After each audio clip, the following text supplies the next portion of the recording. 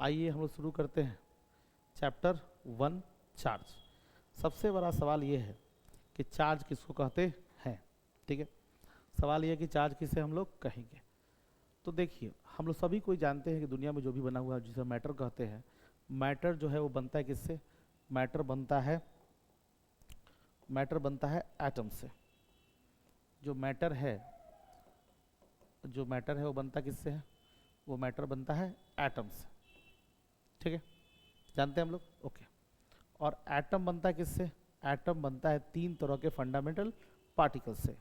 एक है हमारा इलेक्ट्रॉन, ठीक है, दूसरा है हमारा प्रोटॉन, तीसरा है हमारा न्यूट्रॉन।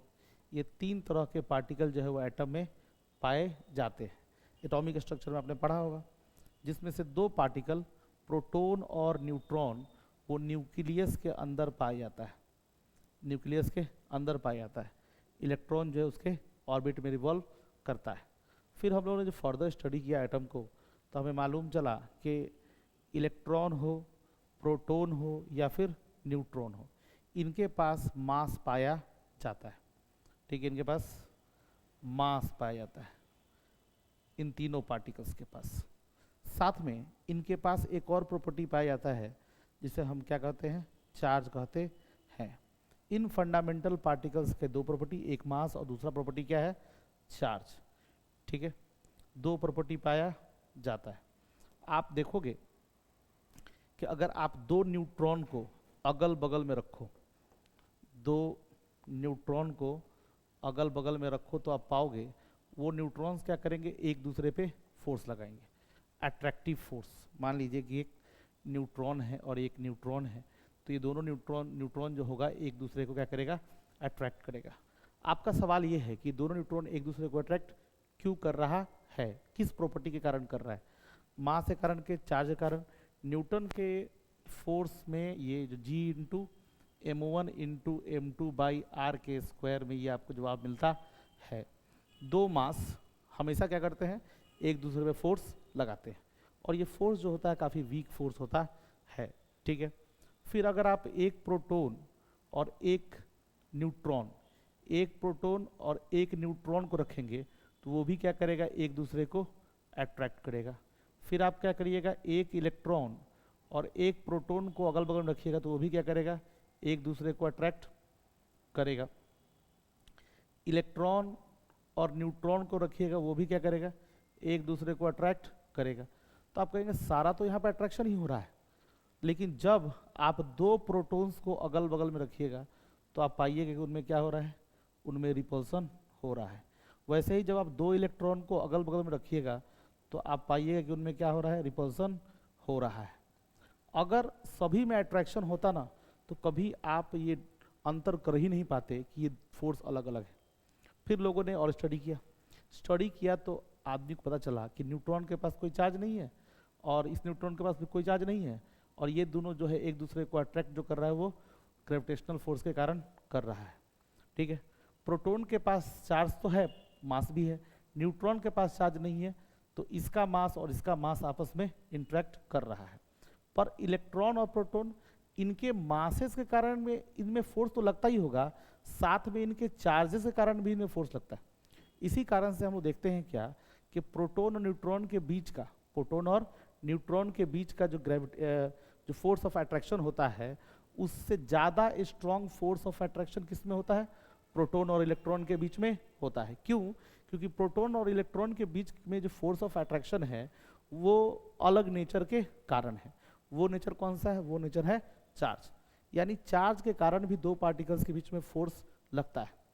ठीक है, और मास के कारण भी दो पार्टिकल्स के बीच में फोर्स लगता है। लेकिन मास के कारण जो फोर्स लगता है वो सिर्फ अट्रैक्टिव नेचर का होता है, और चार्ज के कारण जो फोर्स लगता है वो अट्रैक्टिव और रिपल्सिव दोनों नेचर का होता है।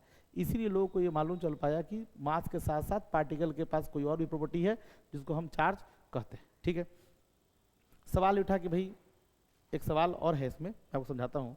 सवाल ये है कि भैया इस मास को कैसे पता चला कि ये मास बगल में रखा हुआ है ताकि मैं इस पे फोर्स लगा पाऊँ, या इस चार्ज को कैसे पता चला कि यहाँ पे एक और चार्ज रखा हुआ है मैं उस पर फोर्स लगा पाऊँ। इसका कारण है कि ये जो प्रॉपर्टीज है मास और चार्ज, ये दो तरह का फील्ड बनाता है। ये जो मास है, ये मास जो प्रॉपर्टी है वो अपने लिए ग्रेविटेशनल फील्ड बनाता है। क्या बनाता है? Gravitational field. ठीक है, फील्ड का कॉन्सेप्ट आप बाद में थोड़ा सा समझिएगा। ठीक है, और चार्ज जो है अपने चारों तरफ क्या करता है, एक खास तरह का फील्ड बनाता है। वो फील्ड जो है वो इलेक्ट्रिक फील्ड है। चार्ज जो है मैग्नेटिक फील्ड भी बनाता है। चार्ज जो है वो मैग्नेटिक फील्ड भी बनाता है, पर इलेक्ट्रोस्टैटिक में चार्ज सिर्फ इलेक्ट्रिक फील्ड बनाता है, क्योंकि रुका हुआ चार्ज। देखिए चैप्टर इलेक्ट्रोस्टैटिक जो पढ़ रहे हैं ना, इलेक्ट्रोस्टैटिक, इसका मतलब क्या है पहले ये समझ लीजिए। इलेक्ट्रो का मतलब है चार्ज, इलेक्ट्रो का मतलब है चार्ज, और स्टैटिक का मतलब है रुका हुआ, एट रेस्ट। मतलब इलेक्ट्रोस्टैटिक फिजिक्स का वह ब्रांच है जिसमें हम चार्ज को स्टडी करते हैं एट रेस्ट। ठीक है, और चार्ज जब रेस्ट में होता है तो जो वो फील्ड क्रिएट करता है उस फील्ड को हम क्या कहते हैं? इलेक्ट्रिक फील्ड कहते हैं। चार्ज मैग्नेटिक फील्ड बनाता है, चार्ज मैग्नेटिक फील्ड बनाता है, पर चार्ज जब मैग्नेटिक फील्ड बनाता है उसके लिए चार्ज को मोशन में आना पड़ता है। ठीक है, मैग्नेटिक फील्ड चार्ज बनाएगा, पर कब बनाएगा? जब वो मोशन में होगा तब। इलेक्ट्रिक फील्ड भी चार्ज बनाएगा, कब बनाएगा? जब वो रेस्ट में होगा तब। इसीलिए इलेक्ट्रोस्टैटिक में सिर्फ किसकी बात कर रहे हैं? इलेक्ट्रिक फील्ड की बात कर रहे हैं। एक रफली आइडिया आदमी को क्या होना चाहिए वो मैं आपको समझा रहा हूँ। रफली आइडिया ये होना चाहिए कि देखिए कि जो मैटर है, मैटर बना हुआ एटम से, और एटम के पास 3 फंडामेंटल पार्टिकल्स है। इन पार्टिकल्स के पास कुछ प्रॉपर्टीज है। 2 पार्टिकल के पास 2 प्रॉपर्टी है, एक पार्टिकल के पास सिर्फ एक ही प्रॉपर्टी है। न्यूट्रॉन के पास सिर्फ एक ही प्रॉपर्टी है, वो कौन सा है? वो है मास। न्यूट्रॉन के पास सिर्फ एक ही प्रॉपर्टी है, वो क्या है? मास। यानी मास जो है, मास एक तरह का फील्ड बनाता है जो क्या है? Gravitational field. यानी ग्रेविटेशनल फील्ड तो न्यूट्रॉन भी बनाएगा, प्रोटॉन भी बनाएगा, इलेक्ट्रॉन भी बनाएगा, पर प्रोटॉन और न्यूट्रॉन के पास एक और प्रॉपर्टी है चार्ज, जिसके कारण वो 2 तरह का फील्ड बनाता है, इलेक्ट्रिक फील्ड और मैग्नेटिक फील्ड। ठीक है, तो हम लोग अगर चार्ज के डेफिनेशन की बात करें सिंपली, ठीक है, चार्ज के डेफिनेशन की बात करें कि चार्ज क्या है। चार्ज का जो डेफिनेशन है वो क्या लिखा हुआ है? वो लिखा हुआ है चार्ज जो है वो इंट्रिंसिक प्रॉपर्टी है। इंट्रिंसिक प्रॉपर्टी है किसका? फंडामेंटल पार्टिकल्स का, जिसके कारण वो पार्टिकल्स जो है प्रोड्यूस करते हैं क्या? इलेक्ट्रिक फील्ड और मैग्नेटिक फील्ड, और महसूस करते हैं क्या? इलेक्ट्रिक फील्ड और मैग्नेटिक फील्ड। मेरा बात समझिएगा, यहाँ से बातों को समझने की ज़रूरत है। ठीक है, डेफिनेशन यही लिख लीजिए। सभी किताबों में अलग अलग मोर सिमिलर यही डेफिनेशन लिखा हुआ होता है, कहीं पे फील्ड की बात नहीं करके फोर्स की बात करता है। ये डेफिनेशन पूरा अप्रोप्रिएट है। अब देखिए मैं आपको समझाता हूँ क्या। देखिए आपने सुना होगा कि एक मैग्नेट में होता है नॉर्थ पोल और साउथ पोल, और ये मैग्नेट क्या करता है? अपने चारों तरफ मैग्नेटिक फील्ड बनाता है। 10th क्लास में आपने ये पैसा पढ़ा होगा। नॉर्थ से ये निकलता है और साउथ को जाता है। ठीक है, और साउथ से नॉर्थ अंदर अंदर, ये क्या है? Magnetic field. ठीक है, अब मैग्नेटिक फील्ड में क्या होता है? मैग्नेटिक फील्ड में क्या होता है कि अगर कोई दूसरा मैग्नेटिक मटेरियल या फिर आयरन या दूसरा मैग्नेट इस मैग्नेटिक फील्ड के चपेट में आ जाता है तो ये मैग्नेट उस पर फोर्स लगाता है और उसको अपनी तरफ अट्रैक्ट कर लेता है, दूसरे मैग्नेट को रिपेल भी कर सकता है। यानी एक मैग्नेट अब चारों तरफ मैग्नेटिक फील्ड बनाता है। मैग्नेटिक फील्ड की मदद से वो आइडेंटिफाई करता है कि उसके आसपास कोई और मैग्नेट है या नहीं, कोई और मैग्नेटिक मटेरियल है कि नहीं। मैग्नेटिक मटेरियल कहने का मतलब आयरन, निकल, कोबाल्ट है कि नहीं। ठीक है, तो जैसे मैग्नेट के चारों तरफ मैग्नेटिक फील्ड बनता है, उसी तरह मास के चारों तरफ भी क्या बनता है? मास के चारों तरफ भी ग्रेविटेशनल फील्ड बनता है। ठीक है, इस धरती है हमारा, धरती भी क्या करती है? अपने चारों तरफ क्या बनाती है? ग्रेविटेशनल फील्ड बनाती है, जिसके कारण वो क्या कर सकती है? इस ग्रेविटेशनल फील्ड के इन्फ्लुएंस में अगर दूसरा मास आ जाता है तो उसको क्या करता है? अपनी तरफ अट्रैक्ट कर लेता है। उसी तरह से चार्ज भी क्या करता है? अपने चारों तरफ जो फील्ड बनाता है उसे हम इलेक्ट्रिक फील्ड कहते हैं, और इलेक्ट्रिक फील्ड की मदद से चार्ज क्या करता है? दूसरे चार्ज को अट्रैक्ट या रिपेल करता है। ठीक है, अब देखिए इस चार्ज के इलेक्ट्रिक फील्ड का असर, इस चार्ज के इलेक्ट्रिक फील्ड का असर मास पे नहीं हो रहा है। अब मास के ग्रेविटेशनल फील्ड का असर चार्ज पे नहीं होगा। देखिए अगर इलेक्ट्रिक फील्ड का असर देखना है तो आपको चार्ज पे ही देखना पड़ेगा। चार्ज ने यहाँ इलेक्ट्रिक फील्ड प्रोड्यूस किया है तो ये फोर्स जो लगेगा वो किस पे लगेगा? अगले चार्ज पे ही लगेगा। यानी जिसने भी फील्ड प्रोड्यूस किया है वही फील्ड को महसूस भी कर सकता है। अगर मास ने ग्रेविटेशनल फील्ड को प्रोड्यूस किया है तो दूसरा मास ही उस ग्रेविटेशनल फील्ड को महसूस कर सकता है, ठीक है। और फील्ड के माध्यम से एक मास दूसरे मास से फोर्स लगाता है, फील्ड के माध्यम से एक चार्ज दूसरे चार्ज पे फोर्स लगाता है, ठीक है। मैग्नेटिक फील्ड के माध्यम से एक मैग्नेट दूसरे मैग्नेट पे फोर्स लगाता है। यानी कि चार्ज इंट्रिंसिक प्रॉपर्टी है, इंट्रिंसिक यानी शुद्ध, इंट्रिंसिक यानी क्या, शुद्ध, ठीक है। चार्ज जो है वो क्या है, इंट्रिंसिक प्रॉपर्टी किसी मैटर का, मैटर मत कहिए, फंडामेंटल पार्टिकल्स का, जिसके कारण वो क्या करता है, प्रोड्यूस करता है और एक्सपीरियंस करता है इलेक्ट्रिक फील्ड और मैग्नेटिक फील्ड को, ठीक है। चार्ज के कारण ही इलेक्ट्रिक फील्ड और मैग्नेटिक फील्ड प्रोड्यूस भी होता है और दूसरा चार्ज उसको महसूस कर सकता है, ठीक है। अब बात आई क्या, एसआई यूनिट की, कि भैया एसआई यूनिट चार्ज का क्या होता है, ठीक है। एसआई यूनिट जो चार्ज का होता है वो होता है कूलम, वो क्या होता है, coulomb. Coulomb is SI unit. सी एक सीजीएस यूनिट भी होता है चार्ज का, जिसको हम बोलते हैं क्या, ईएसयू।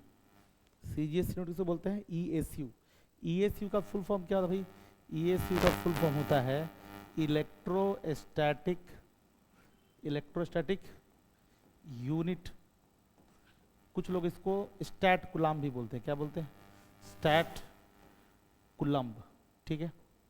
तो सीजीएस यूनिट हो गया, उसके बाद क्या हो गया, एसआई यूनिट हो गया। और भी यूनिट होता है, जैसे कि अदर यूनिट में आपको आ जाएगा कौन सा, अदर यूनिट की बात करें, अदर यूनिट की बात करें तो चार्ज को नापते हैं ईएमयू में। आप बोलिएगा भाई ईएमयू क्या है, जैसे ईएसयू इलेक्ट्रोस्टैटिक यूनिट है, तो ईएमयू जो होगा वो क्या होगा, इलेक्ट्रोमैग्नेटिक यूनिट होगा, क्या होगा, इलेक्ट्रोमैग्नेटिक यूनिट कहा जाएगा। या इसको लोग बोलता है लोग एब्स्ट्रैक्ट कूलम, एब्स्ट्रैक्ट कूलम, ठीक है। चार्ज का और भी यूनिट है फराडे, अदर यूनिट क्या है, फराडे। तो चार्ज के कुछ ये फेमस यूनिट्स हैं, ठीक है। चार्ज क्या है, charge is the intrinsic property of fundamental particles due to which it produces या due to which they produces electric field and magnetic field, या due to which they produces and experiences electric field and magnetic field, ठीक बात है, okay. फिर से एक बार देख ले कि हम लोग क्या क्या पढ़ लिए। हम लोग जान गए कि चार्ज जो है, चार्ज क्या होता है, चार्ज होता है इलेक्ट्रॉन और प्रोटॉन के कारण, क्योंकि इलेक्ट्रॉन प्रोटॉन जो फंडामेंटल पार्टिकल्स है उनके पास दो प्रॉपर्टी है, एक प्रॉपर्टी है मास जो ग्रेविटेशनल फील्ड बनाता है, और एक प्रॉपर्टी है चार्ज जो इलेक्ट्रिक फील्ड मैग्नेटिक फील्ड बनाता है। प्रोटॉन के पास भी वो प्रॉपर्टी है, पर न्यूट्रॉन के पास केवल मास है, चार्ज नहीं है, ठीक बात है, ओके। फिर हमने क्या किया, चार्ज को अपने डिफाइन कर लिया। चार्ज क्या है, charge the intrinsic property of fundamental particle due to which they produces and experiences electric field and magnetic field. Charge का जो सिंबल होता है वो क्या होता है, कैपिटल क्यू या स्मॉल क्यू। एसआई यूनिट होता है कूलम, सीजीएस यूनिट होता है ईएसयू या स्टैट कूलम, अदर यूनिट में ईएमयू इलेक्ट्रोमैग्नेटिक यूनिट और फराडे, ठीक है। अब थोड़ा सा कन्वर्जन सीख लेते हैं। देखिए एक कूलम जो होता है वो होता है 3 × 10⁹ ESU के बराबर होता है। एग्जाम में पूछ सकता है कि एक ESU कितना होगा, तो कितना हो जाएगा 1/3 10⁻⁻9 कूलम, ठीक है। या एक कूलम जो होता है वो 1/10 EMU के बराबर होता है। अगर कोई बोले कि एक EMU कितना होगा तो आप बोल सकते हैं कितना, 10 कूलम।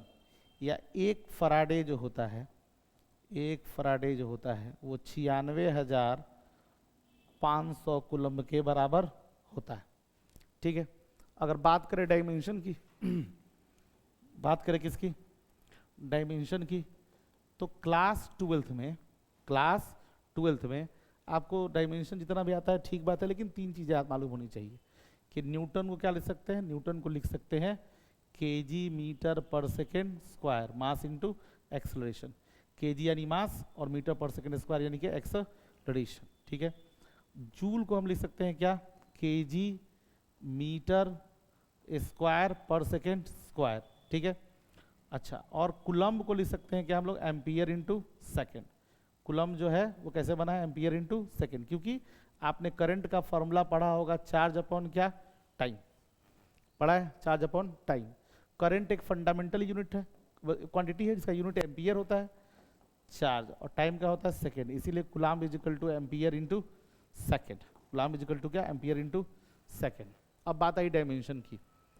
अगर मैं चार्ज के डायमेंशन को लिखने चलूँ तो देखिएगा चार्ज का यूनिट तो कूलम है। चार्ज का यूनिट क्या है? कूलम है, ठीक है। चार्ज का यूनिट क्या है? कूलम है। Coulomb is equal to ampere into second है। एम्पियर भी फंडामेंटल हो गया और सेकेंड भी फंडामेंटल हो गया, यानी कि चार्ज के यूनिट में कोई मास का रिप्रेजेंटेशन नहीं है, कोई लेंथ का रिप्रेजेंटेशन नहीं है, टाइम का रिप्रेजेंटेशन है और करंट का रिप्रेजेंटेशन है, ठीक है। ये एम्पियर करंट को रिप्रेजेंट कर रहा है और सेकेंड जो है टाइम को रिप्रेजेंट कर रहा है। इसमें कोई केजी नहीं है तो किसी मास का रिप्रेजेंटेशन, और कोई मीटर नहीं है तो किसी लेंथ का रिप्रेजेंटेशन नहीं है। तो ये हो गया यूनिट और डायमेंशन ऑफ चार्ज, ठीक है। कोई दिक्कत वाली बात नहीं। अच्छा, अब आते हैं थोड़ा सा चार्ज के बारे में और बातें करते हैं। देखो टाइप ऑफ चार्ज, ठीक है। किसकी बात कर रहे हैं? टाइप ऑफ चार्ज, कि भैया चार्ज होता कितनी तरह का है। सब कोई जानता है कि चार्ज दो ही तरह का होता है, ठीक है। चार्ज दो ही तरह का होता है। भाई कौन कौन तरह का चार्ज होता है समझा दूं मैं आपको। चार्ज दो तरह का होता है, एक होता है पॉजिटिव चार्ज और एक होता है निगेटिव चार्ज। दो तरह का चार्ज हुआ, पॉजिटिव चार्ज और निगेटिव चार्ज। पॉजिटिव चार्ज और कौन? Negative charge. नेगेटिव चार्ज, ठीक है। सबसे स्मॉलेस्ट पॉजिटिव चार्ज जो होता है, स्मॉलेस्ट पॉजिटिव चार्ज जो है वो क्या है? वो है charge on proton. Charge on proton, ठीक है। और वो कितना होता है? वो होता है 1.6 इंटू 10⁻⁻19 कूलम, यानी इससे छोटा पॉजिटिव चार्ज पॉसिबल नहीं है। अच्छा, स्मॉलेस्ट निगेटिव चार्ज किसको बोलते हैं? स्मॉलेस्ट निगेटिव चार्ज किसको बोलते हैं? निगेटिव चार्ज जो होता है charge on electron. Charge on electron, electron का जो चार्ज होता है वो स्मॉलेस्ट नेगेटिव चार्ज होता है। वो कितना होता है? वो होता है -1.6 इंटू 10⁻⁻19 कूलम, ठीक है। यानी प्रोटॉन और इलेक्ट्रॉन का चार्ज जो है उसका मैग्नीट्यूड बराबर है, खाली प्लस माइनस लगा के पॉजिटिव और निगेटिव बनाते हैं, ठीक बात है। अब देखिए यहाँ तक समझ में आ गया आपके, तो आप एक बात समझिए। किसी भी बॉडी की अगर बात की जाए ना, किसी भी बॉडी की बात की जाए तो कोई भी बॉडी जो होता है वो क्या होता है? उसमें नंबर ऑफ इलेक्ट्रॉन बराबर होता है किसके? नंबर ऑफ प्रोटॉन के। इसको शॉर्टकट में लिख रहे हैं हम Ne बराबर होता है क्या? Np, number of electron is equal to number of proton. यानी जितना पॉजिटिव उतना ही निगेटिव, यानी इस बॉडी पे नेट चार्ज कितना हो गया? 0, बॉडी हो गया न्यूट्रल, ठीक है। एक बात तो ये समझ में आ गई। दूसरी बात हमें ये समझनी चाहिए कि अगर मैं इस बॉडी में से इलेक्ट्रॉन निकाल लूँ, कुछ इलेक्ट्रॉन निकाल लूँ, इलेक्ट्रॉन बाहर चला गया, तो अब इस बॉडी में नंबर ऑफ इलेक्ट्रॉन कम हो गया और नंबर ऑफ प्रोटॉन क्या हो गया? ज़्यादा हो गया। यानी पॉजिटिव ज़्यादा हो गया, निगेटिव कम हो गया, यानी इस बॉडी पे जो आ गया वो चार्ज कैसा है? पॉजिटिव चार्ज आ गया, ठीक है। और तीसरा बात क्या है? तीसरा बात ये है कि अगर इसी बॉडी पे कहीं से क्या आ जाए? कहीं से इलेक्ट्रॉन आ जाए, तो इलेक्ट्रॉन के आने से नंबर ऑफ इलेक्ट्रॉन ज़्यादा हो जाएगा, नंबर ऑफ प्रोटॉन क्या हो जाएगा? ज़्यादा हो जाएगा। निगेटिव ज़्यादा हो जाएगा, पॉजिटिव कम हो जाएगा। इसका मतलब ये बॉडी क्या हो गया? निगेटिव चार्ज हो गया। यानी कि किसी बॉडी का चार्ज जो है वो क्या है? किसी बॉडी का चार्ज सिर्फ इसलिए है क्योंकि या तो उस पर इलेक्ट्रॉन घट गया है या तो उस पर इलेक्ट्रॉन बढ़ गया है। इलेक्ट्रॉन के घट जाने से बॉडी जो हो जाता है पॉजिटिव चार्ज हो जाता है, इलेक्ट्रॉन के बढ़ जाने से बॉडी जो हो जाता है वो निगेटिव चार्ज हो जाता है। यानी कि हम बोल सकते हैं चार्ज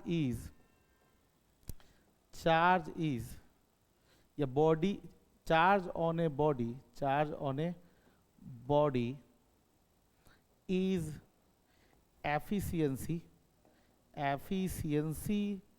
or deficiency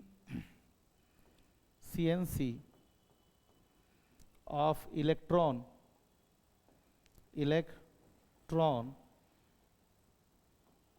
efficiency और deficiency of इलेक्ट्रॉन। मतलब कि किसी बॉडी का चार्ज जो है वो क्या है? या तो इलेक्ट्रॉन का बढ़ जाना है या इलेक्ट्रॉन का घट जाना है। यानी इलेक्ट्रॉन का बढ़ जाना मतलब क्या? इलेक्ट्रॉन का बढ़ जाना यानी कि पॉजिटिव चार्ज। कौन चार्ज? Positive charge. घट जाना निगेटिव चार्ज। देखिए यहाँ से किसी इलेक्ट्रॉन का बढ़ जाना कौन चार्ज? निगेटिव चार्ज, ठीक है। और इलेक्ट्रॉन का घट जाना, इलेक्ट्रॉन का घट जाना मतलब क्या? पॉजिटिव चार्ज, ठीक बात है। एक बात और जानेंगे कि आप देखेंगे सिर्फ इलेक्ट्रॉन का ट्रांसफर हो रहा है, प्रोटॉन का ट्रांसफर नहीं हो रहा है। क्यों नहीं हो रहा है? प्रोटॉन न्यूक्लियस से बंद होता है। प्रोटॉन चूंकि न्यूक्लियस से बंद होता है इसलिए प्रोटॉन का ट्रांसफर नहीं हो सकता। ट्रांसफर हमेशा किसका होगा? इलेक्ट्रॉन का होगा। इलेक्ट्रॉन ही एक बॉडी से दूसरे बॉडी पर ट्रांसफर होगा और उसी के कारण पॉजिटिव और निगेटिव चार्ज क्रिएट होगा, ठीक है। अब देखो जैसे पॉजिटिव चार्ज हो गया है, इसमें से इलेक्ट्रॉन गया, तो इलेक्ट्रॉन गया तो अपने साथ मास लेके गया। कितना ले गया? 9.1 इंटू 10⁻³ kg। यानी इस बॉडी का मास क्या हो गया? घट गया। यानी कि अगर कोई बॉडी पे इलेक्ट्रॉन बढ़ गया और वो निगेटिव हो गया, जैसे निगेटिव हो गया तो इलेक्ट्रॉन आया तो साथ में इतना kg लाया भी होगा। अगर 10 इलेक्ट्रॉन लाया होगा तो इस मास का 10 गुना मास लेके आया होगा। यानी निगेटिव चार्ज बॉडी का मास क्या हो जाता है? मास बढ़ जाता है। निगेटिव चार्ज बॉडी का मास बढ़ जाता है, बढ़ जाता है, ठीक है। और पॉजिटिव चार्ज बॉडी का मास क्या होता है? इसका मास घट जाता है, ठीक है, घट जाता है, ठीक है। आप समझ गए भैया इलेक्ट्रॉन बॉडी चार्ज कैसे होता है? बॉडी चार्ज होता है इलेक्ट्रॉन के ट्रांसफर के कारण। इलेक्ट्रॉन गया तो पॉजिटिव, इलेक्ट्रॉन आया तो निगेटिव, ठीक है। और इलेक्ट्रॉन अगर आया और निगेटिव हो गया तो उसका मास बढ़ गया, इलेक्ट्रॉन गया तो पॉजिटिव हो गया तो मास क्या हो गया? घट गया, ठीक है। ये बात हम लोग को मालूम होनी चाहिए, ठीक है। चार्ज जो है वो किस तरह क्वांटिटी होता है? Charge is a scalar quantity. Charge जो है वो एक तरह का क्या है? वो स्केलर क्वांटिटी है, इसमें कोई डायरेक्शन नहीं होता है। अच्छा, फंडामेंटल प्रॉपर्टी क्या हो गया? Fundamental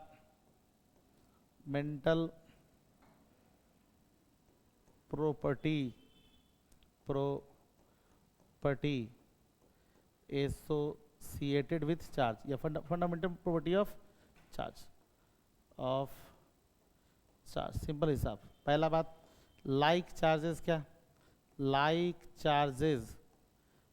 charges repel each other, ठीक है। और दूसरा क्या? Unlike charges attract each other, ठीक है। लाइक चार्जेस क्या कर सकते हैं? एक दूसरे को रिपेल करते हैं और लाइक चार्जेस जो क्या करते हैं? एक दूसरे को अट्रैक्ट करते हैं, ठीक है। अब सही बात है, पॉजिटिव चार्ज लाइक चार्जेस हैं, इनमें क्या होगा? इनमें होगा रिपल्सन। अब पॉजिटिव निगेटिव कैसा चार्ज है? अनलाइक चार्जेस है, इनमें क्या होगा? अट्रैक्शन, ठीक है। वही निगेटिव क्या है? वो सेम चार्ज है, लाइक चार्जेस, उसमें क्या होगा? रिपल्शन, ठीक है। ये बात समझ में आया? ठीक, फिर से एक बार फटाफट रिवीजन कर लेते हैं। छोटा सा पार्ट है। पहला बात क्या भाई? दुनिया में क्या होता है? मैटर बना हुआ एटम से। एटम 3 फंडामेंटल पार्टिकल होते हैं, इलेक्ट्रॉन, प्रोटॉन और न्यूट्रॉन। इलेक्ट्रॉन के पास 2 प्रॉपर्टी है, मास और चार्ज। प्रोटॉन के पास भी 2 प्रॉपर्टी है, मास और चार्ज। न्यूट्रॉन के पास सिर्फ एक प्रॉपर्टी है, मास। मास जो होता है क्या करता है? ग्रेविटेशनल फील्ड बनाता है। चार्ज जो है क्या बनाता है? चार्ज जो है वो 2 तरह का फील्ड बनाता है, इलेक्ट्रिक फील्ड और मैग्नेटिक फील्ड। क्योंकि हम लोग पढ़ रहे हैं इलेक्ट्रोस्टैटिक में चार्ज रेस्ट में होता है, और चार्ज जब रेस्ट में होता है तो क्या बनाता है? रेस्ट में जो चार्ज होता है तब वो बनाता है इलेक्ट्रिक फील्ड, ठीक है। और जब मोशन में होता है चार्ज तो क्या बनाता है? Magnetic field. यानी मोशन में चार्ज जो होगा, मोशन का चार्ज जो है वो क्या बनाएगा? वो मैग्नेटिक फील्ड बनाएगा, ठीक बात है। इसमें कोई न समझने वाली बात नहीं, ठीक है। फिर हमने चार्ज का डेफिनेशन पढ़ा, क्या पढ़ा? कि charge is the intrinsic property of fundamental charge particles due to which they produces and experiences electric field and magnetic field, ठीक है। SI unit coulomb, CGS unit ESU, stat coulomb, other unit EMU, electromagnetic unit. अब stat coulomb, एक और unit है कौन? Faraday, ठीक है। यहाँ सारा कन्वर्जन लिख दिया गया कि एक कूलाम जो होता है वो 3 × 10⁻9 ESU के बराबर होता है। एक कूलाम जो होता है 1/1 ESU जो होता है 1/3 10⁻⁻9 कूलाम के बराबर, या एक कूलाम 1/10 EMU, एक EMU 10 कूलाम के बराबर, एक फराडे, इतना डायमेंशन भी लिखा हुआ है। फिर हमने पढ़ा दो तरह पॉजिटिव चार्ज होता है, पॉजिटिव चार्ज और निगेटिव चार्ज, सॉरी दो टाइप का चार्ज होता है, एक पॉजिटिव चार्ज और एक negative charge. Smallest positive charge यानी कि चार्ज ऑन प्रोटॉन पॉजिटिव में इतना, निगेटिव चार्ज यानी स्मॉलेस्ट निगेटिव चार्ज कौन, चार्ज ऑन इलेक्ट्रॉन कितना 1.6 × 10⁻⁹ ठीक बात है। फिर हमने कहा कि भैया बॉडी चार्ज कैसे होता है, इलेक्ट्रॉन के ट्रांसफर से। जब एक इलेक्ट्रॉन किसी बॉडी में number of electron number of proton के बराबर होगा तो बॉडी पे कोई चार्ज नहीं होगा। किसी बॉडी में अगर नंबर ऑफ इलेक्ट्रॉन कम हो जाए यानी इलेक्ट्रॉन का ट्रांसफर हो जाए बॉडी से तो बॉडी पॉजिटिव चार्ज, किसी बॉडी से इलेक्ट्रॉन आ जाए तो नंबर ऑफ इलेक्ट्रॉन ज़्यादा हो जाएगा तो बॉडी हो जाएगा negative charge. Negative charge body का मास बढ़ता है, पॉजिटिव चार्ज बॉडी का मास घटता है। फंडामेंटल जो प्रॉपर्टी है चार्ज के साथ वो क्या है, लाइक चार्जेस रिपेल करते हैं, अनलाइक चार्जेस अट्रैक्ट करते हैं, ठीक बात है। अब मामला आया क्या, properties of charge. Properties of charge ऐसे तो पहले भी लिखाया properties of charge, fundamental properties, लेकिन जो एनसीईआरटी में दिया हुआ क्या है, वो दिया है चार्ज इज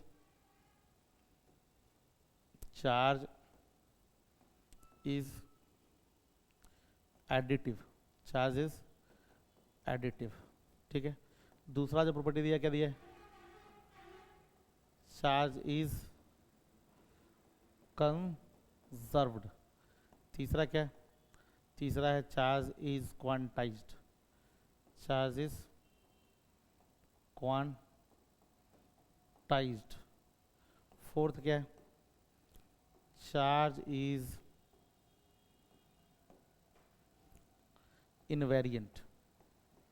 इनवेरिएंट, ठीक है। पांचवा प्रॉपर्टी क्या है, पांचवा प्रॉपर्टी है चार्ज इज ट्रांसफरेबल। सब कोई जानता है, इसको कोई एक्सप्लेन करने की जरूरत नहीं है। चार्ज इज ट्रांसफरेबल, चार्ज का ट्रांसफर हो सकता है एक बॉडी से दूसरे बॉडी पे। ये लिख लीजिए, charge is associated with, charge is associated with associate, ठीक, हाँ ठीक, charge is associated with mass.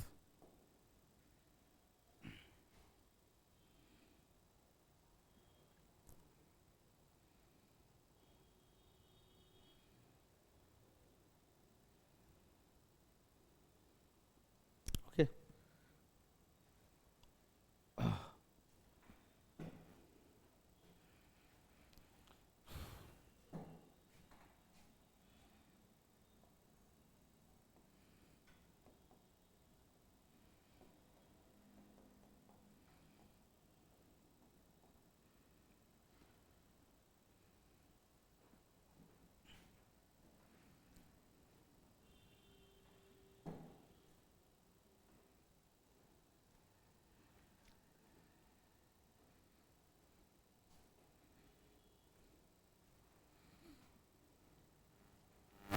तो आइए कुछ प्रॉपर्टीज ऑफ चार्ज पढ़ते हैं। देखिए कौन कौन सा है। पहला है charge is additive, charge is conserved, charge is quantize, charge is invariant, charge is associated with mass. हम एक एक करके सारे प्रॉपर्टीज को क्या करेंगे, डील करेंगे। पहला क्या, चार्ज इज एडिटिव। क्या होता है मतलब, सुनिए ध्यान से। चार्ज इज एडिटिव का क्या मीनिंग है, देखिए मान लीजिए, पहले तो समझिए चार्ज क्या है, स्केलर क्वांटिटी। क्या है चार्ज, स्केलर क्वांटिटी है। देखिए जो सम होता है ना, सम दो तरह का होता है। एक होता है कौन, एल्जेब्रिक सम। एल्जेब्रिक सम जैसे कि 2 जोड़ 2 इजिकल टू 4। एल्जेब्रिक सम 3 जोड़ -1 इजिकल टू कितना, 2। ये कैसा सम है, एल्जेब्रिक सम है। पर एक और सम हम लोग अभी हाल फिलहाल में पढ़े, वो क्या, वेक्टर सम, 11th क्लास। जैसे कि वेक्टर में क्या होता है ना कि 2 और 2 हमेशा 2 यूनिट और 2 यूनिट हमेशा 4 यूनिट हो, ये जरूरी नहीं है। वो डिपेंड करता है कि उनके बीच में कितना एंगल है, यानी इनका सम इनके बीच के एंगल पर डिपेंड करता है। तो वेक्टर सम जो है हम अप्लाई करते हैं वेक्टर क्वांटिटीज पे, और स्केलर जो एल्जेब्रिक सम है वो किस पे अप्लाई करते होंगे, ये स्केलर क्वांटिटी पे अप्लाई करते आए हम लोग, स्केलर क्वांटिटी पे अप्लाई करते आ रहे हैं। और चार्ज भी अपना क्या है, स्केलर क्वांटिटी है, तो उसका जो सम होगा वह कैसा होगा, एल्जेब्रिक सम होगा। तो हम लिखते हैं क्या, in an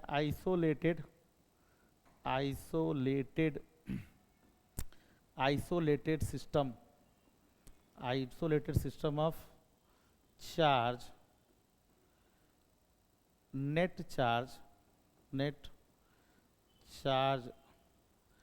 is algebraic sum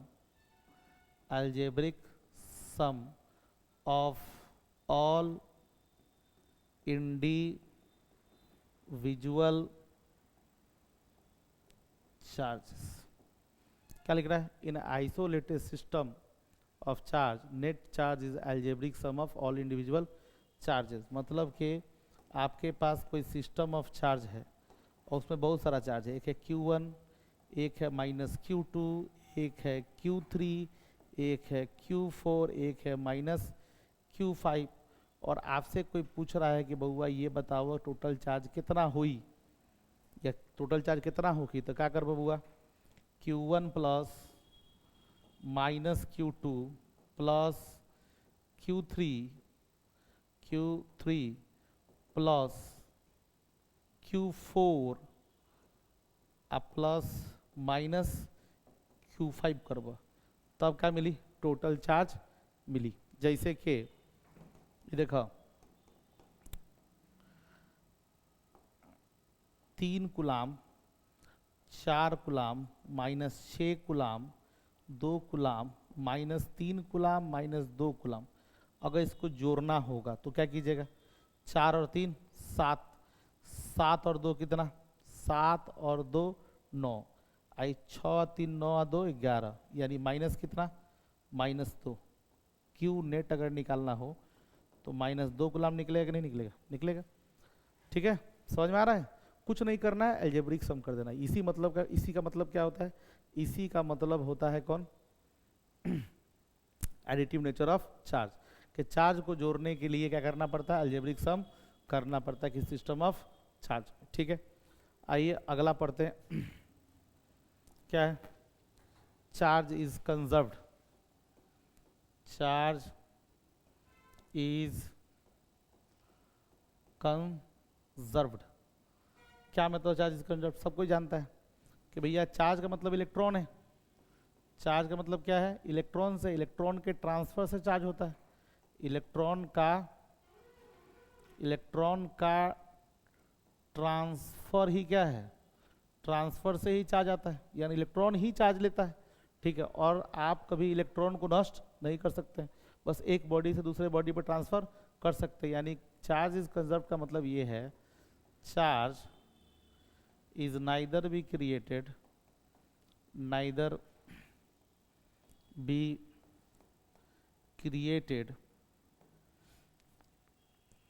nor be destroyed. It can only be transferred from one body to another body। ठीक है, ना ही चार्ज को कभी बनाया जा सकता है, ना ही चार्ज को कभी ख़त्म किया जा सकता है, बस चार्ज को एक बॉडी से दूसरे बॉडी पर ट्रांसफ़र किया जा सकता है। इसी का मतलब क्या है? Charge is conserved. ठीक है, अब आते हैं हम लोग अगले प्रॉपर्टी पे।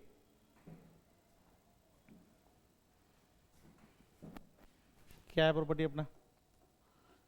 Charge is quantized. इसका मतलब क्या है? इसका मतलब ये है कि आपने एक बॉडी लिया था, इसमें नंबर ऑफ इलेक्ट्रॉन बराबर था किसके? नंबर ऑफ प्रोटॉन के, और चार्ज कितना था इस पे? 0। अब इस पे चार्ज लाने के लिए आपने क्या किया? इसी बॉडी पे चार्ज लाने के लिए आपने क्या किया? बॉडी से इलेक्ट्रॉन निकालना शुरू किया या बॉडी पे इलेक्ट्रॉन लाना शुरू किया। अगर मान लीजिए आप इलेक्ट्रॉन निकालना शुरू किया, बॉडी को पॉजिटिव चार्ज करना शुरू किए, तो जब आपने एक इलेक्ट्रॉन निकाला है तो बॉडी पे जो पॉजिटिव चार्ज की संख्या होगी कितनी होगी? 1.6 इंटू 10⁻⁻19 कूलम। फिर आपने कहा कि नहीं यार 2 इलेक्ट्रॉन निकालो, तो यहाँ मल्टीप्लाई भी किससे हो गया? 2 से हो गया। फिर आपने कहा यार नहीं, ये काम करो 10 इलेक्ट्रॉन निकालो, तो जब आपने 10 इलेक्ट्रॉन निकाला तो यहाँ जो मल्टीप्लाई हुआ वो किससे हो गया? 10 से हो गया। अगर आप n इलेक्ट्रॉन निकालेंगे तो चार्ज कितना हो जाएगा, n इंटू क्या 1.6 इंटू 10⁻⁻⁹ कूलम। ठीक है, इसका मतलब ये है कि किसी बॉडी का चार्ज जो होता है वो किसका मल्टीपल होता है, 1.6 इंटू 10⁻⁻⁹ कूलम का मल्टीपल होता है।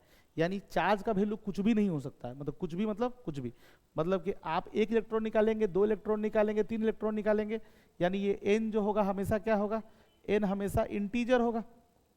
n कैसा क्या होगा, हमेशा इंटीजर होगा, कभी n फ्रैक्शन नहीं हो सकता है, n कभी फ्रैक्शन नहीं हो सकता है।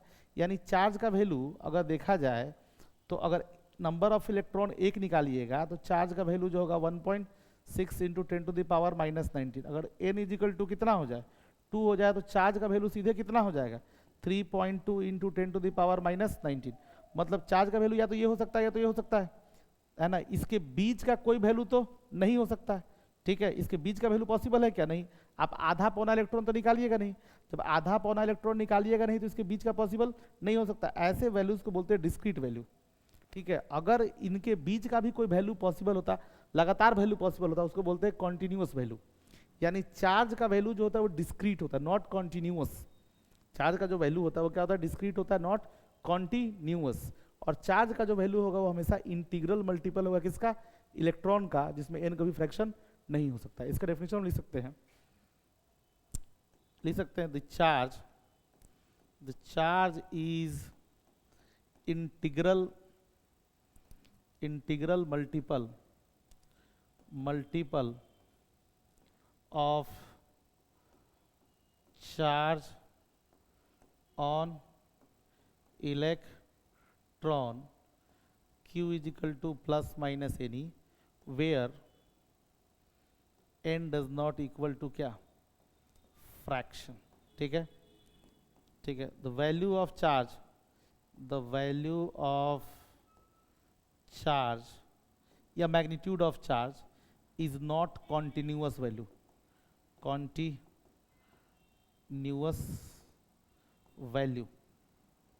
ठीक है। The value of charge is discrete. The value of charge is discrete. समझते हैं डिस्क्रीट का मतलब, डिस्क्रीट का मतलब है क्या कि भैया पहले तो ये लो या तो ये लो या फिर इसका मल्टीपल कितना है ना 4.8 इंटू 10⁻⁻⁹। कंटिन्यूस वैल्यू मतलब क्या कि जो इन नंबर लाइन के बीच में जो आ गया सब क्या है, कंटिन्यू, सब ले लिया, यानी कंटिन्यूस वैल्यू हो गया।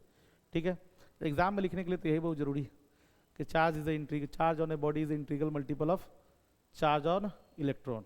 ठीक है, कोई दिक्कत वाली बात नहीं। This is called quantization of charge. देखो दुनिया में कौन कौन क्वांटाइज्ड है, एनर्जी क्वांटाइज्ड है, एनर्जी क्या है, क्वांटाइज्ड है। चार्ज क्या है, चार्ज जो है वो क्वांटाइज्ड है। ठीक है, एंगुलर मोमेंटम भी क्या है, एंगुलर मोमेंटम भी क्या है, वो क्वांटाइज्ड है। ठीक है, और आप जान लीजिए मास भी क्या है, मास भी क्या है, क्वांटाइज्ड है। पर इसका कोई फॉर्मूला हमने एस्टेब्लिश अभी तक नहीं किया। फिजिक्स में इसका कोई फॉर्मूला ऐसा नहीं है जो किसका क्वांटाइज्ड, जैसे एनर्जी या क्वांटाइजेशन तो आपने पढ़ा होगा, E इज इक्वल टू क्या, एच न्यू, किसका मल्टीपल होता है, एच का मल्टीपल होता है। ठीक है, एनर्जी का हो गया। चार्ज आपने अभी देख लिया, Q is equal to N E. Quantisation में आपने L इज इक्वल टू क्या, NH/2π, मतलब कि किसका मल्टीपल होता है, H/2π का मल्टीपल होता है। H यहाँ प्लैंक कांस्टेंट है, आप पढ़िएगा सब धीरे। लेकिन मास का भी कोई फॉर्मूला एस्टेब्लिश नहीं हुआ। अगर कोई पूछ दिया कभी कि भाई कौन कौन सा चीज़ क्वांटाइज्ड है, तो एनर्जी है, चार्ज है, एंगुलर मोमेंटम है और मास है। ठीक है, तो ये हो गया क्वांटाइजेशन ऑफ चार्ज। अब देखो चार्ज इज इनवेरिएंट का क्या मतलब होता है। ठीक है, देखो आइंस्टीन ने एक फॉर्मूला दिया था, अकॉर्डिंग टू आइंस्टाइन। ठीक है, क्या बोले थे उन्होंने, the mass of body increases with its speed, उसके स्पीड के साथ क्या है, बढ़ता है। उन्होंने फॉर्मूला बताया था कि लेट के the mass of body eight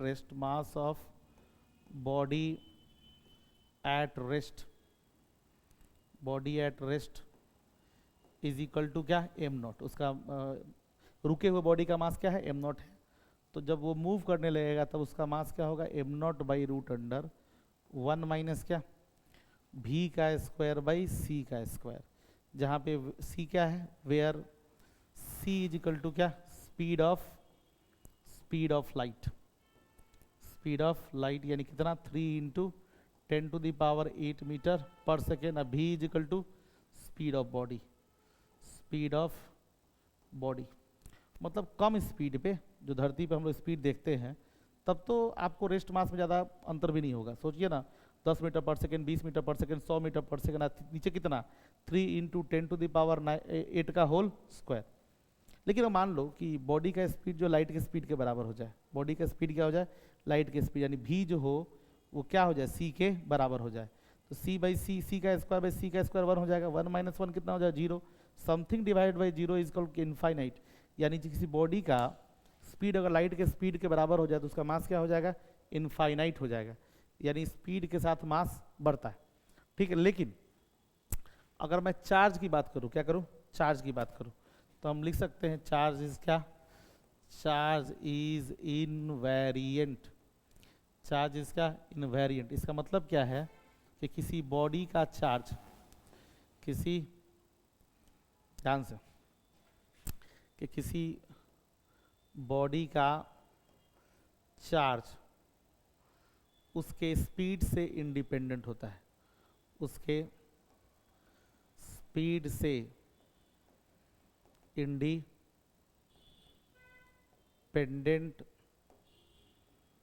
होता है। इसका मतलब क्या है, स्पीड बढ़ने पे बॉडी के चार्ज पे कोई असर नहीं पड़ता है। हम बोल सकते हैं the charge on a body, charge on a body, charge on A, sorry, charge on a body is independent of its speed, its speed। किसी बॉडी का चार्ज उसके स्पीड से क्या होता है, इंडिपेंडेंट होता है। इसी को क्या बोलते हैं, इनवेरिएंट ऑफ चार्ज। ठीक है, समझ में आया क्या, चार्जेस इनवेरिएंट का मतलब क्या होता है। पर मास इनवेरिएंट नहीं है, मास इज नॉट इनवेरिएंट, क्योंकि मास जो है स्पीड के साथ बदलता है। ठीक है, आइए देखिए, आपने ऐसे पार्टिकल तो देखे होंगे, ऐसे पार्टिकल तो देखे होंगे जिनके पास चार्ज भी है और मास भी है। ठीक है, लेकिन कोई ऐसा पार्टिकल है जिसके पास सिर्फ मास हो, चार्ज ना हो। हाँ, न्यूट्रॉन के पास क्या होता है, न्यूट्रॉन का नाम सुना है ना भाई, न्यूट्रॉन के पास क्या होता है, न्यूट्रॉन के पास मास तो होता है पर चार्ज नहीं होता। ठीक है, तो ऐसे पार्टिकल पॉसिबल हैं, ऐसे पार्टिकल पॉसिबल हैं जिनके पास मास तो होता है पर चार्ज नहीं होता, पर ऐसे पार्टिकल पॉसिबल नहीं है जिनके पास चार्ज हो पर मास ना हो। चार्ज के साथ मास होता ही होता है, पर मास के साथ चार्ज हो ऐसा पॉसिबल नहीं है।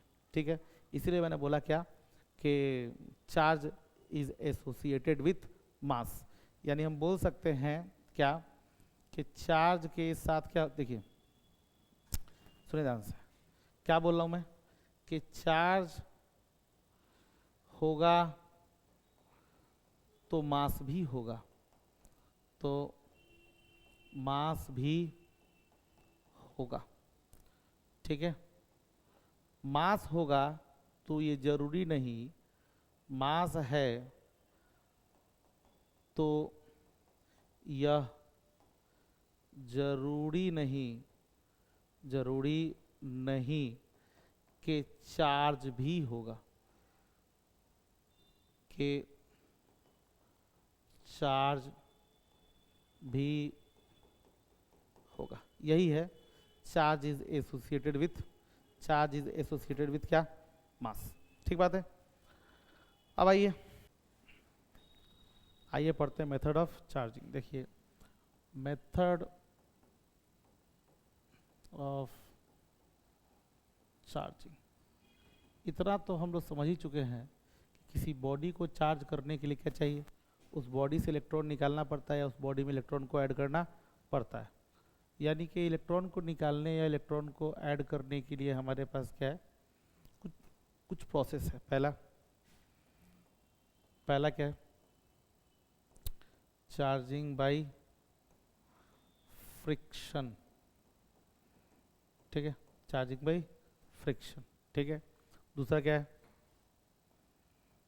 चार्जिंग बाई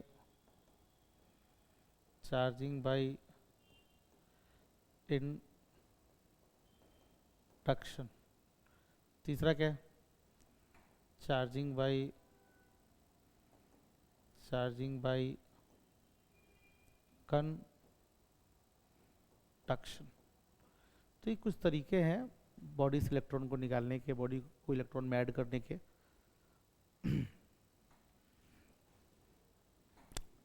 ये पढ़ते हैं क्या, method of charging. Method of charging क्या है, देखिए हम लोग जानते हैं चार्ज का मतलब ये है, किसी बॉडी को चार्ज करने का मतलब ये है उस बॉडी में इलेक्ट्रॉन को डाल देना या उस बॉडी में से इलेक्ट्रॉन को निकाल लेना। तो इस बॉडी में इलेक्ट्रॉन को डालने या बॉडी में से इलेक्ट्रॉन को निकालने के लिए जो हम लोग तरीका यूज कर रहे हैं वो क्या कर रहे हैं, charging by friction, charging by induction और चार्जिंग बाई कंडक्शन। हम एक एक करके समझेंगे कि पहले समझेंगे कि चार्जिंग बाई फ्रिक्शन क्या है। पहले क्या समझेंगे हम लोग कि चार्जिंग बाई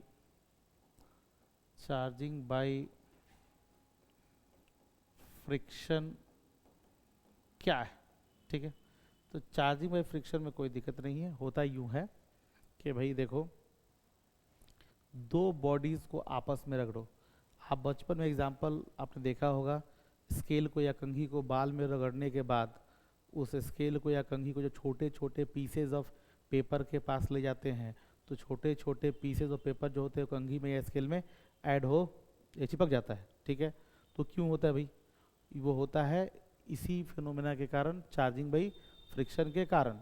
जब दो बॉडीज़ को आपस में घिसते हैं तो एक बॉडी क्या करता है, इलेक्ट्रॉन को लूज़ करता है, जबकि उस इलेक्ट्रॉन को दूसरा बॉडी गेन कर लेता है। जो बॉडी इलेक्ट्रॉन को लूज़ करता है वो हो जाता है पॉजिटिवली चार्ज, जो बॉडी उस इलेक्ट्रॉन को गेन करता हो जाता है निगेटिवली चार्ज। और इस तरह से दो बॉडी को आपस में घिसने से दो बॉडी चार्ज होता है इक्वल एंड अपोजिट नेचर। तो दोनों पर सेम चार्ज आता है, पर एक पर पॉजिटिव आता है और एक पर निगेटिव आता है। इसी को हम लोग क्या बोलते हैं, इसी को बोलते हैं हम लोग चार्जिंग बाई फ्रिक्शन। समझ में आया क्या, what is charging by friction? When two bodies are rub together, one body loses electron and get positively charged while other body gain that electron and get negatively charged। बात समझ में आया क्या? जब दो बॉडी को आपस में घिसते हैं तो एक बॉडी इलेक्ट्रॉन को छोड़ता है, पॉजिटिव चार्ज होता है। अब वो इलेक्ट्रॉन को छोड़ता है तो इलेक्ट्रॉन जाता कहाँ है, दूसरा बॉडी जो साथ में घिस रहे थे वो इलेक्ट्रॉन को गेन करता है और क्या हो जाता है, वो निगेटिवली चार्ज हो जाता है। और इस तरह से बॉडी क्या हो जाता है, चार्ज हो जाता है।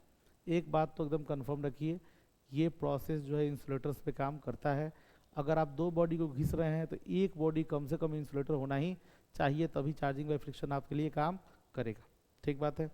उसके बाद बात है चार्जिंग बाई इंडक्शन। देखिए चार्जिंग बाई इंडक्शन में क्या है ना, देखिए इंसुलेटर को चार्ज करना थोड़ा मुश्किल होता है। क्यों?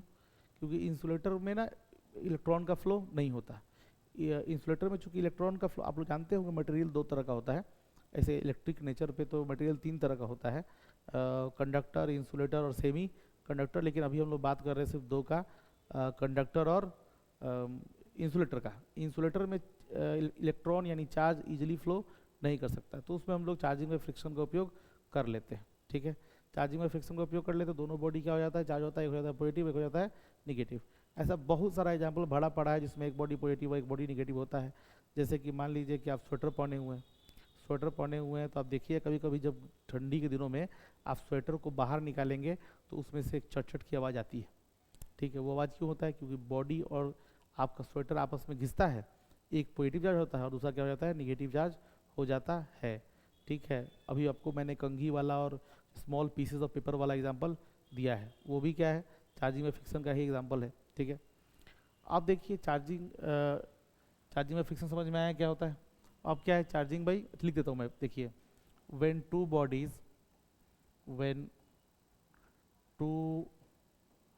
bodies rubbed together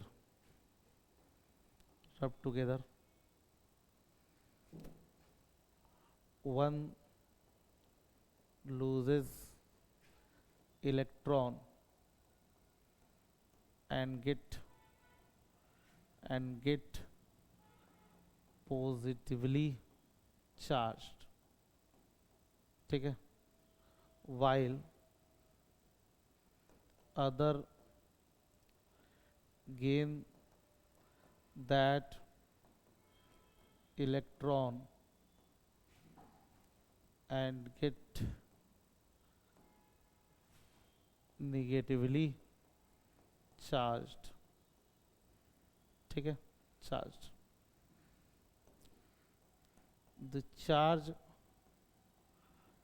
charges a charge appeared on body, charge appeared on body is called frictional electricity, called frictional electricity, is called frictional electricity. And process of charging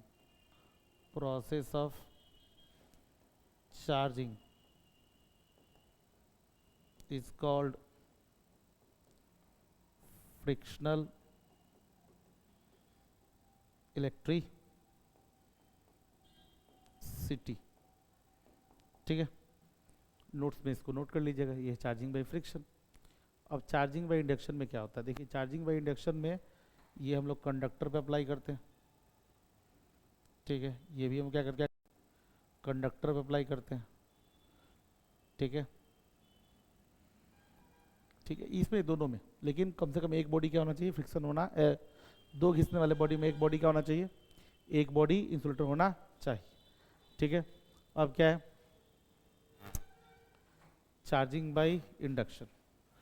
देखिए चार्जिंग बाय इंडक्शन में क्या होता है, charging by induction में क्या होता है समझेंगे. देखिए मान लीजिए कि आपके पास क्या है, एक स्फीयर है, ठीक है, आपके पास एक स्फीयर है और इस स्फीयर को हमने क्या किया है, इस स्फीयर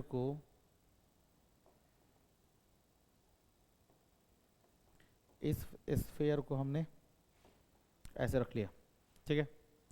ये जो है वो क्या है, इंसुलेटेड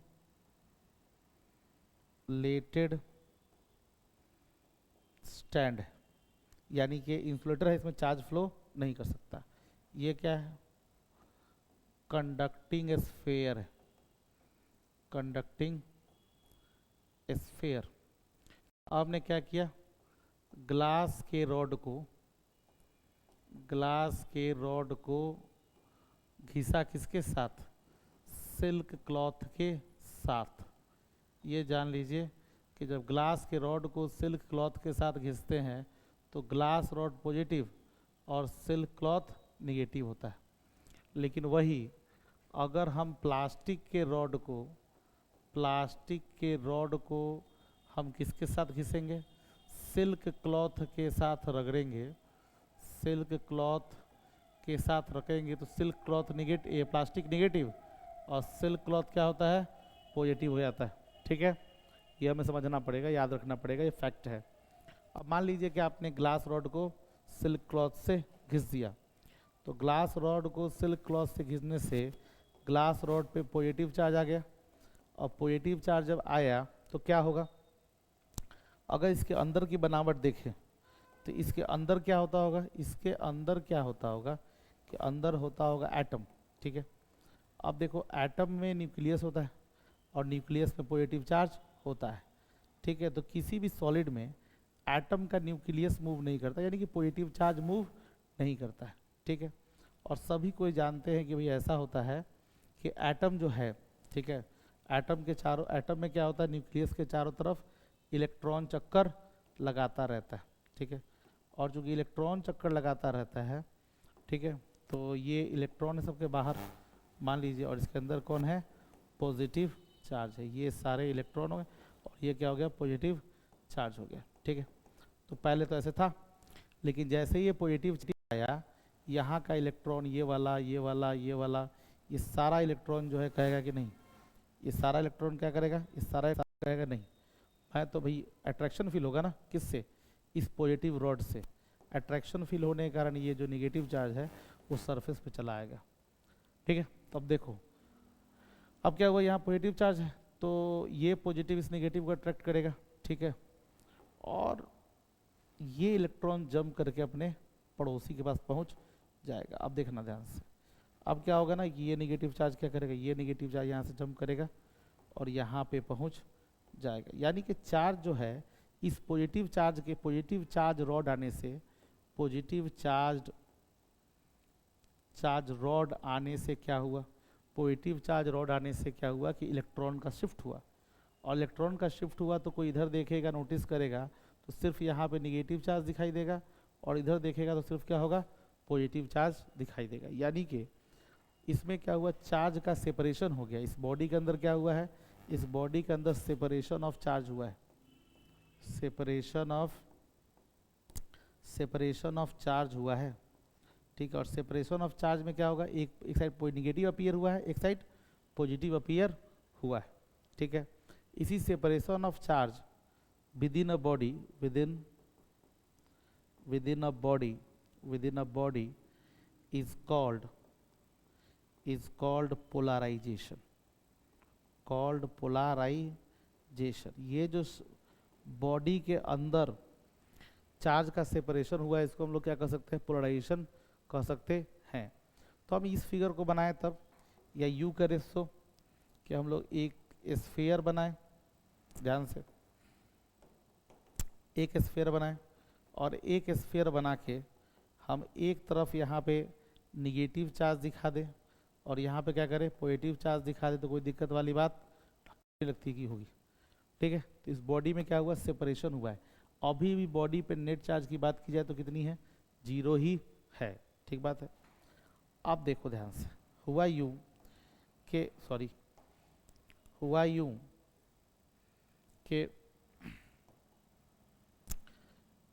इस बॉडी की बात की जा रही थी, ठीक है।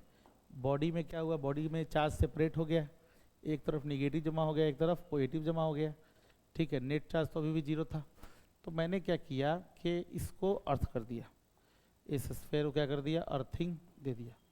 अर्थिंग देने से क्या हुआ मेरे भाई, अर्थिंग देने से ये हुआ कि धरती जो है उसके पास बहुत सारा पॉजिटिव चार्ज और बहुत सारा निगेटिव चार्ज होता है, ठीक है। याद रखना है हमें क्या, कि पॉजिटिव चार्ज कभी मूव नहीं करता। ये देख लीजिए, मैं लिख दे रहा हूँ यहाँ पे कि पॉजिटिव चार्ज कभी मूव नहीं करता, लिख रहा हूँ यहाँ पे, पॉजिटिव चार्ज कभी मूव नहीं करता, मतलब कंडक्टर के अंदर मूव नहीं करता, ठीक है, कभी मूव नहीं करता, ठीक है। अब इसमें पॉजिटिव चार्ज तो मूव करेगा नहीं, तो ये पॉजिटिव चार्ज भी मूव नहीं करेगा, ये पॉजिटिव चार्ज, ये निगेटिव चार्ज क्या है, इस पॉजिटिव से अट्रैक्शन के कारण ये निगेटिव कहाँ जाने लगेगा, ऊपर जाने लगेगा, और एक निगेटिव इस पॉजिटिव में मिलेगा, एक निगेटिव इस पॉजिटिव से मिलेगा, एक निगेटिव इस पॉजिटिव से मिलेगा, एक निगेटिव इससे मिलेगा, एक निगेटिव से मिलेगा, और पॉजिटिव निगेटिव मिलकर यहाँ का सारा चार्ज क्या हो जाएगा, खत्म हो जाएगा। उसके बाद निगेटिव ऊपर नहीं जाएगा क्योंकि इससे रिपल्सन होगा। यानी कि क्या होगा कि अगर ध्यान से देखें आप तो हुआ यूं कि इस स्फीयर पे क्या हो गया मेरे भाई, इस स्फीयर पे ऐसा हो गया कि यहाँ का सारा चार्ज क्या हो गया, गायब हो गया, ठीक है। गायब हो गया तो हमने क्या किया, ये अर्थ वायर भी हटा दिया। अर्थ वायर हटाने के बाद हमने क्या किया, हम लोग अर्थ वायर हटाने के बाद भी एक काम किया कि ये जो रॉड है वो रॉड भी हटा दिया। जब रॉड को भी हटा दिया तो क्या हो गया, इस स्फीयर पे सिर्फ और सिर्फ क्या बच गया, इस स्फीयर पे सिर्फ और सिर्फ निगेटिव चार्ज बच गया। और इस तरीके से हमने इस चार्ज बॉडी का इससे कोई कांटेक्ट भी नहीं करवाया और हमने इसे चार्ज कर दिया। और इसी मेथड को हम लोग क्या बोलते हैं, चार्जिंग बाय इंडक्शन बोलते हैं। What is charging by induction? The charging of induction is a phenomena in which a body gets charged in presence of other charged body without any physical contact। क्या लिखेंगे, देखिए लिखेंगे क्या, in charging by induction a body gets charged in presence of other charged body in presence of other charged body without any physical contact, कोई physical contact नहीं होगा, without any physical contact. ठीक है, अब देखिए, आप देखो उस स्फीयर में देखना, जब मैं इस स्फीयर में देखो, स्फीयर और चार्ज बॉडी, जब आप ये चार्ज बॉडी पॉजिटिव लाए थे तो नज़दीक वाले इंड पे नेगेटिव चार्ज अपीयर हुआ था और फार्दर इंड पे पॉजिटिव चार्ज अपीयर हुआ था। अगर आप यहाँ नेगेटिव लाते तो यहाँ क्या होता, यहाँ पॉजिटिव अपीयर होता और यहाँ क्या होता, नेगेटिव अपीयर होता। नहीं तो आप लिखेंगे क्या, when charged body is close to uncharged body, opposite charge appeared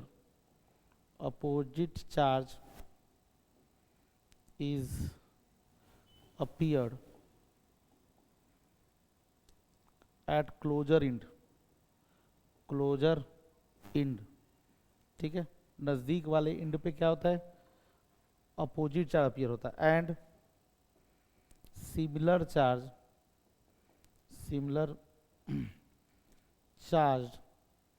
is appeared at farther end.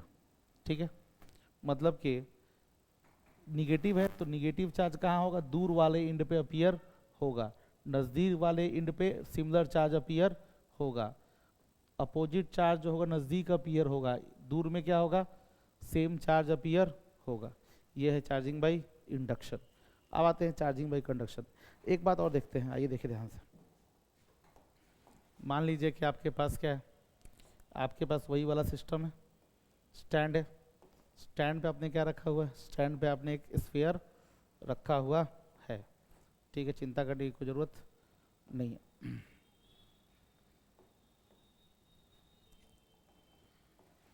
चिंता करने की जरूरत नहीं। देखिए, और साथ में एक और स्फीयर है, दो स्फीयर है, और ये दोनों स्फीयर क्या है, आपस में कांटेक्ट में। ठीक है, अब दोनों स्फीयर चूंकि आपस में कांटेक्ट में है, और मैंने क्या किया, मैंने एक ग्लास रॉड या प्लास्टिक रॉड सिल्क से रगड़ के लाया तो नेगेटिव चार्ज रॉड आया, तो यहाँ क्या अपीयर होगा, यहाँ पे पॉजिटिव अपीयर होगा, और चूंकि दोनों कांटेक्ट में है तो दोनों एक ही बॉडी माना जाएगा, यहाँ नेगेटिव अपीयर होगा। ठीक है, कोई दिक्कत नहीं, एक तरफ पॉजिटिव और एक तरफ नेगेटिव। ठीक लग रहा है। अब क्या करो, आप चुपके से इनका हैंडल पकड़ो। ठीक है, ऐथा चुपके से इनका हैंडल पकड़ो, इसको क्या कर, दोनों को अलग कर लो। ठीक है, दोनों क्या कर लो, अलग कर लो। जैसे ही दोनों को अलग करोगे, ठीक है, जैसे ही दोनों को अलग करोगे तो क्या होगा, चार्ज तो अपीयर हो गया, पॉजिटिव एक तरफ नेगेटिव एक तरफ। जैसे ही आप इन दोनों को अलग करोगे क्या घटना घटेगी, घटना कुछ इस तरह से घटेगी, और रॉड गायब हो गया।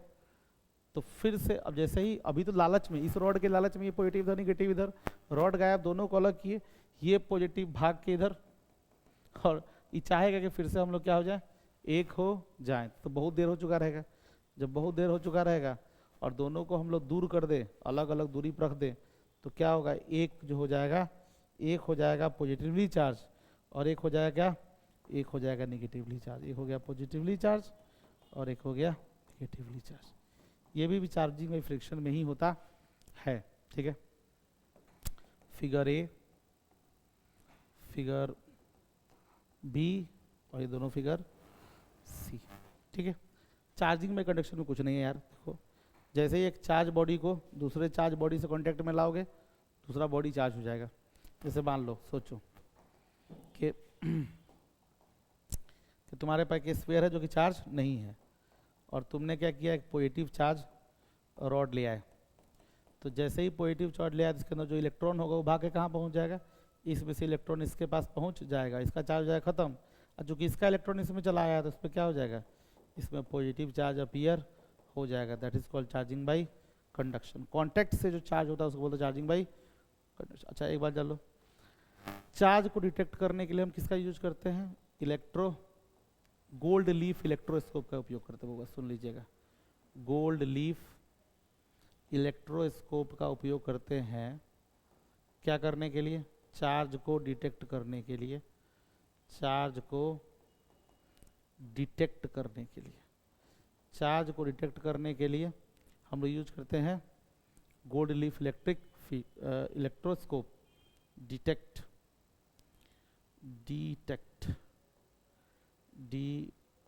करने के लिए, ठीक है। और सुनिएगा, एक होता है स्पेसिफिक चार्ज। क्या होता है? Specific charge. ये बला क्या चीज़ है? स्पेसिफिक चार्ज कुछ नहीं है, किसी पार्टिकल के चार्ज और उसके मास का रेशियो है, ठीक है। चार्ज और मास के रेशियो क्या बोलते हैं? स्पेसिफिक चार्ज बोलते हैं। और कोई पूछेगा कैसे मालूम चलेगा कि इन दोनों पार्टिकल पे चार्ज है कि नहीं? अगर दो पार्टिकल में बीच में रिपल्सिव फोर्स लग रहा है तब आप बता सकते हैं कि उसमें चार्ज है, क्योंकि अट्रैक्टिव फोर्स में तो कन्फ्यूजन हो जाता है ना। आप जानते हैं अट्रैक्टिव फोर्स तो मास के कारण भी लग सकता है। तो कोई पूछेगा तो बताएंगे क्या? True test of electrification is repulsion,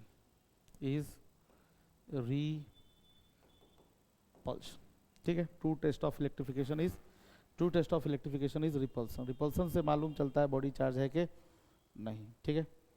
चलिए अब न्यूमेरिकल बनाते हैं।